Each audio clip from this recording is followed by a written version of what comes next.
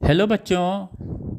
Hello student. आज अभी हम लोग थोड़ा सा कॉन्सेप्ट लेने जा रहे हैं। वो ग्लास कैपिलरी ट्यूब जो है वाटर के अंदर जब इमर्स करते हैं तो क्या हमें फोर्स और किस प्रेशर्स को स्टडी करना उसके बारे में हम लोग जानने की कोशिश कर रहे हैं। ये बेटा जो ये रो जी एच होता है, ये रो डेंसिटी ऑफ वाटर है, जी ग्रेविटेशनल एक्सेलरेशन है, एच क्या है, ये राइज ऑफ वाटर का राइज क्या होता है उस हाइट को ये एच बोलते हैं। लेकिन एक चीज़ हमेशा ध्यान रखिएगा, जो ये एच का कैलकुलेशंस होता है बेटा, वो कैलकुलेशन जो आप करेंगे वो यहाँ से करेंगे from the plane horizontal surface of the liquids. यानी ये जो प्लेन हॉरिजेंटल सरफेस, कभी कभी बच्चे यहाँ पे देख के कंफ्यूज हो जाते हैं या कुछ यहाँ पे नहीं, आपको कहाँ जाना है, आपको plane horizontal surface of water को देखना, यहाँ से एच हाइट कैलकुलेट करनी up to that one. Okay, this is the H. Now rho g H clear. अब हमें देखते हैं कि ये जो रो जी एच होता है ये ये जो प्रेशर्स है ये due to the adhesive force की वजह से वो प्रेशर डेवलप होता है, राइट। ये एडहेसिव फोर्स है क्या? ये adhesive force against the gravitational force act करता है।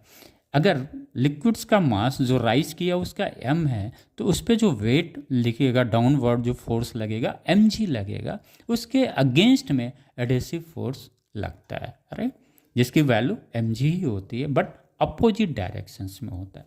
इससे हमें रो जी एच मिल गया, यानी रो जी एच का कॉन्सेप्ट क्लियर हो गया। ये क्या है? Pressure due to adhesive force है।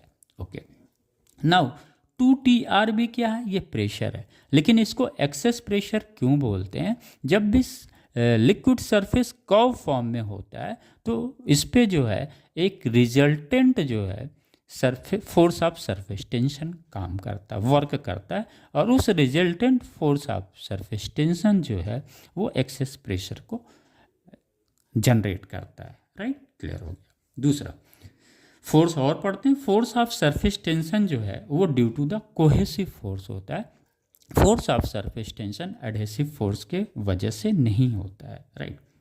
आइए, important conditions for state of equilibrium of horizontal plane surface of liquid after immerse glass capillary tube in water is equal to the pressure due to the adhesive force. Pressure due to the adhesive force is equal to the excess pressure. This is the condition for state of equilibrium. This one is the conditions.